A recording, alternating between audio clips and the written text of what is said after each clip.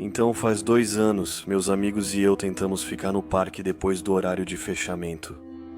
Nosso objetivo era só tirar umas fotos, nada demais, a gente só queria poder dizer que tinha feito isso.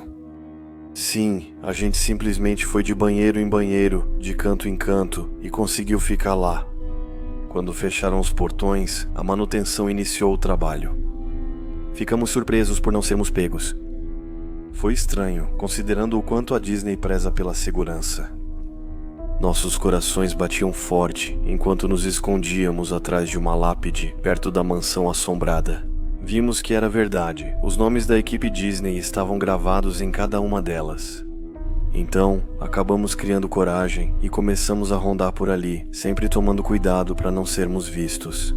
Era realmente estranho, às vezes a gente cruzava com um funcionário da manutenção ou um segurança fazendo a ronda e simplesmente desviávamos ou nos escondíamos em algum canto. Isso funcionou por uns 30 minutos. Obviamente não dava para continuar assim para sempre. E sim, a gente foi pego, quero dizer. Eles nos parabenizaram pelo esforço e sucesso. Mas a história não termina aí. A primeira coisa que dissemos quando eles nos pegaram foi: "Vocês vão nos trancar na masmorra?" E começamos a rir. O guarda riu também, não estávamos indo tão mal. Ele também disse que não éramos os primeiros a entrar depois do fechamento, mas ele queria saber como conseguimos fazer isso. Então, explicamos para ele, e ele começou a rir, dizendo que não era um plano ruim. Depois, ele disse que precisava nos levar para as masmorras do parque para um interrogatório mais aprofundado, o que achamos estranho. Desde o início, sabíamos que, se fosse pego, acabaríamos lá. Esse era o plano. O tempo todo, queríamos ver as catacumbas mais do que estar no parque fora do horário. Então ele chamou outros funcionários para ajudar a escoltar a gente e fomos em direção a Toontown. Depois, descemos em um elevador direto para o inferno. A primeira coisa que a gente percebeu foi o quanto o elevador parecia caro. Não sei se estou me fazendo entender, é difícil de explicar. O interior era feito de aço inoxidável, com espelhos em cada parede, e o chão era coberto por um carpete vermelho, bem cafona, mas parecia caro. Havia apenas 2 botões na cabine, sem contar os botões de emergência, de subir e descer. Quase esqueci de dizer que nunca nos algemaram nem amarraram as mãos. Eles só andavam ao nosso lado, esperando que os seguíssemos. Então pensamos em fugir. Quero dizer, esses caras pareciam legais, como a gente poderia esperar que eles fossem seguir a gente. O elevador parou e a gente entrou naquele corredor impecável que cheirava a água sanitária e não tinha nenhuma porta. De qualquer lado, só havia um corredor completamente vazio e liso. A gente andou por aquilo que parecia uma eternidade e ninguém mais falava. Eu, meus amigos, o guarda e 2 agentes de manutenção estávamos lá. Por fim, chegamos a uma porta metálica pesada. Com um código de acesso e um leitor de crachá, um funcionário passou o cartão e o outro digitou o código no teclado. Eu vi os números que ele digitou: 12, 15, 66. Ainda me lembro disso porque depois percebi o quanto esses números eram significativos. E quando eu penso nisso, eu dou risada. Pensando bem, é realmente estranho que eu consiga rir disso. Eles levaram a mim e meus amigos para outro corredor. O corredor tinha várias portas em ambos os lados, cada uma com uma janela de plexiglass de 25 centímetros no canto superior direito. Para ser sincero, parecia mais a ala psiquiátrica de um hospital do que uma prisão. Entramos na sala 1901, onde havia só uma mesa com 3 cadeiras, ideal para mim e meus 2 amigos. Em seguida, nos deixaram ali e fecharam a porta. Sentamos nas cadeiras como crianças obedientes e esperamos que eles voltassem, mas eles nunca voltaram. Esperamos 2 horas sem ver ninguém. Tim se aproximou da porta e, curiosamente, ela não estava trancada, mas ele não a abriu. No entanto, ele temia que houvesse um guarda lá fora e que ele pensasse que estávamos tentando escapar. E a gente não queria arrumar mais confusão. Então, esperamos mais um pouco, tipo uns 25 minutos, e começamos a ficar realmente impacientes, e finalmente decidimos sair. O corredor estava tão vazio quanto 1 hora antes, nenhum sinal de vida, nada. Começamos a chamar pelos corredores, tipo, "Ei, tem alguém aí?" E ninguém respondia aos nossos chamados. Percebemos que havia câmeras de segurança acima de cada porta e nos perguntamos se havia alguma alma viva naquele lugar. A gente deveria ter ido embora sem hesitar, mas de novo, como poderíamos saber que, naquele momento, essa era a melhor coisa a se fazer? Todas as portas pareciam iguais, e todas tinham um número próprio, mas eles não estavam em ordem, os números estavam espalhados. Por exemplo, nossa cela era a sala 1901, mas a porta seguinte tinha o número 1205. Pensamos um pouco sobre isso e acabamos supondo que os números eram atribuídos meio que aleatoriamente. A gente andava por aquele corredor sem realmente saber para onde estava indo, o que esperava encontrar ou se isso tinha alguma importância. Legendas. Guy decidiu que era melhor irmos embora. Segundo ele, se eles realmente precisassem da gente aqui, já teriam voltado e talvez fosse só uma tática para nos assustar. Acho que só queriam que pensássemos que fomos pegos e nos esperavam lá fora, rindo. Eu estava realmente cansado de tudo isso. Tim permaneceu calmo o tempo todo, só balançando a cabeça às vezes. Ele se interessava mais pelas pequenas janelas no canto das portas. Não foi uma boa ideia. Eu tentei avisar ele, claro, mas a gente não escuta a razão quando está apavorado, e naquela hora a gente estava morrendo de medo. As câmeras acima das portas tinham um sistema de detecção de movimento e acompanhavam nossos passos pelo corredor vazio, uma luzinha vermelha acima da lente, piscando a cada segundo. Não se ouvia nenhum som, além da nossa respiração. E então aconteceu. A gente tinha chegado ao fim do corredor, mas infelizmente a porta tinha outro código. Tentei o código que um dos guardas tinha digitado antes, mas naquele momento ele estava inválido. As luzes se apagaram e a gente ouviu as portas. Meu Deus, eu ainda consigo vê-los até hoje. Essas malditas portas se abriram todas ao mesmo tempo. Elas estavam alinhadas junto às paredes.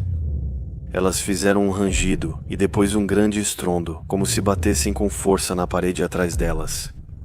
Como eu disse, depois de digitar o código errado, as luzes se apagaram e as portas se abriram, exceto aquelas com o código. Percebemos que ao abrir, um pouco de luz saía pelas portas. Ficamos lá, atônitos, por pelo menos uns bons 5 minutos, sem realmente saber o que fazer. Supusemos que tínhamos acionado um alarme e que era apenas o protocolo, uma manobra normal em caso de fuga. O que deveríamos pensar, afinal? Voltamos pelo mesmo caminho, nos afastando da porta trancada. Por uma razão ou outra, começamos a entrar em pânico e sentimos uma vontade de correr, nem sequer conversamos sobre isso. Naquele momento, todos sabíamos que precisávamos fazer isso. Da mesma forma como um filhote de gazela que sabe quando fugir do leão, aliás, poderíamos dizer que estávamos na toca de um leão. Só começamos a olhar pelas portas depois de passar por cerca de 10. Em frente a cada abertura havia uma pessoa fantasiada. A gente correu na frente de vários Donalds, Mickeys, Patetas, Plutos e todos os outros personagens da Disney. Foi insano e a gente gritou o mais alto que nossos pulmões permitiam. Eu sei o que dizem, nunca olhe para trás quando estiver correndo. Mas eu fiz isso e vi eles saindo das celas e nos seguindo. Eles não corriam, só andavam despreocupados. Isso tornava tudo ainda mais assustador, quase como se soubessem que a gente não tinha para onde ir. Hoje eu me pergunto se tudo isso não estava só na minha cabeça, só por causa do medo e do puro pânico que a gente sentia naquele momento. Mas eu juro por tudo que tenho de mais precioso que ouvir a música It's a Small World tocando pelo interfone. Eu tenho muito medo de bonecas e a atração sempre me assustou. E naquele momento eu vi as pequenas bonecas mecânicas paradas na moldura das portas. Enquanto a gente passava, enquanto os personagens fantasiados continuavam nos seguindo, as bonecas não nos perseguiam. Deus, obrigado. Acho que eu teria tido um ataque se tivesse visto ela seguindo a escolta. Isso não melhorava muito as coisas, quero dizer. Quantas vezes você já foi seguido por um grupo de pessoas fantasiadas, aparentemente dispostas a devorar você vivo? Pelo menos, era isso que eu dizia para mim mesmo, para me convencer a continuar correndo. Parar significava ser devorado por um maldito Pato Donald. Não sei vocês, mas não era assim que eu queria morrer. Tim chorava, Guy suava e respirava forte. E eu virei a cabeça para ver se ainda estávamos sendo seguidos. Claro, estávamos. Eu já não tinha mais certeza de quantas portas a gente já tinha passado naquele momento, ou se realmente havia uma pessoa diferente na frente de cada uma delas. Eu sabia que o corredor terminava e sairíamos dali logo. Após 1 ou 2 minutos correndo, olhei para trás e já não via mais nada atrás de nós. Ainda ouvia os passos deles, mas estávamos longe demais para vê-los e eles seguiam andando normalmente. O corredor continuava por aquilo que parecia uma eternidade, e Guy precisou parar ou ele ia cair de exaustão. A porta ao nosso lado estava aberta, a luz acesa, mas não havia nada no cômodo. Decidi que a gente ia se esconder aqui, até recuperarmos o fôlego e podermos continuar avançando. Ao fecharmos a porta, notei que era 1966. Mas de novo, isso não importava pra gente então. Tim olhou novamente o cômodo. Guy, por sua vez, estava deitado no chão, ainda respirando com dificuldade, enquanto eu estava na janela. Não via nada lá fora, não havia mais música, nada mais. O corredor estava escuro.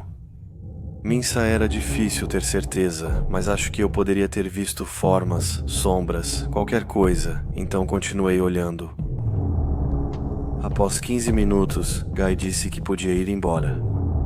Tim foi o único entre nós esperto para pegar o novo smartphone. Sem sinal, obviamente. Ele abriu a porta devagar, com cuidado, mas não dava mais para ouvir nenhum passo. Além disso, nada parecia estar nos seguindo. Ainda assim, corremos o risco e recomeçamos. Levamos mais 5 minutos para chegar à porta. Ela não tinha código e estava aberta. Entramos no corredor anterior e, graças a Deus, não havia nenhuma porta, então corremos até o elevador. Apertamos o botão de subir e nos encaramos, atônitos com o que acabara de acontecer. Nenhum de nós falou, apenas esperamos até que a porta se abrisse. Voltamos para Toontown e seguimos em direção ao portão principal. Mantivemos a discrição, usando a mesma técnica de esquiva que nos trouxe. Os funcionários da manutenção e da segurança ainda estavam lá, mas não podíamos esperar mais. No final, Tim não aguentou mais e saiu correndo. Eu não conseguia entender o que tinha deixado Tim daquele jeito, até que percebi que todo mundo no parque estava imóvel. Nós olhamos fixamente para o rosto pálido. A voz nos alto-falantes dizia que 3 refugiados haviam escapado e precisavam ser levados de volta às suas celas.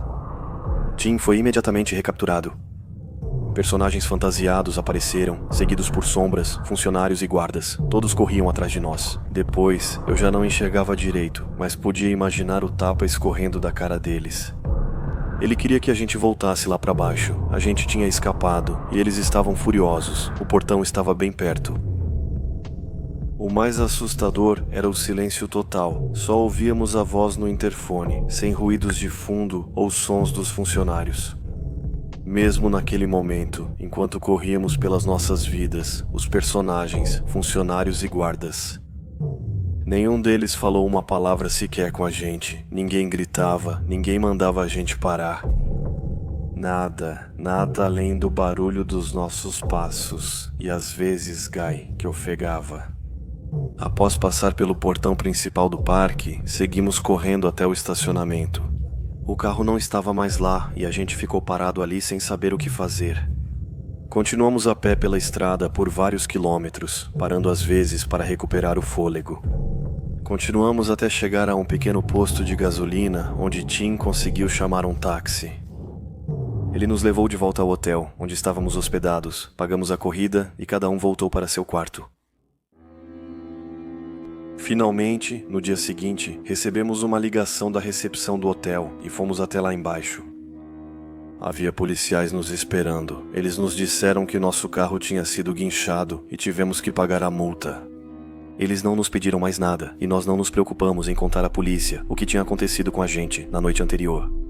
Mas agora, pessoas que não têm nenhum motivo para não acreditar em mim continuam fazendo isso. Como um homem da lei poderia agir sem incomodá-los com isso? Pagamos a multa e voltamos para casa. No caminho de volta, ninguém comentou o ocorrido. Apenas 2 semanas depois, comecei a buscar os números que lembrava. Apenas curiosidade, eu acho. Como você provavelmente sabe, Walt Disney nasceu em 5 de dezembro de 1901. O 1901 e o ao lado era o 1205.